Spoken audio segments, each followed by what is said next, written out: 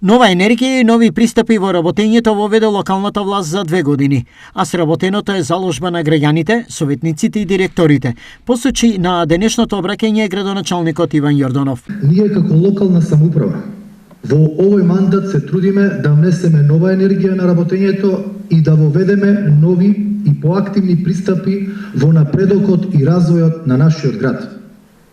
Благодарение на заложбата на администрацијата, директорите на јавните предпријатија, градинките и училиштата, благодарение на соработката со советниците при Советот на Општина Штип, во овој период од 2 години успеавме да направиме поместувања во работата и да покажеме и докажеме дека со посветеност, честност, безрезервен ангажман, се што е замислено, заеднички можеме и успеаваме да го направиме. Годинава за прв пат Општина Штип има јавен превоз, изгради водоводна и канализациона мрежа во населбите каде што беше преку потребна, потенцираше градоначалникот Јорданов. Оваа година, за прв пат после 25 години, Штип доби кино.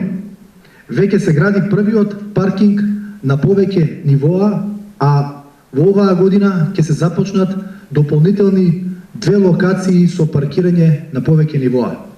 Општина Штип за прв пат во модерната историја има јавен превоз, затоа што општината беше храбра и активно ги следеше потребите на граѓаните. Општина Штип за прв пат изгради водоводна и канализациона мрежа токму во оние населби кои со години го бараа тоа од локалната самоуправа.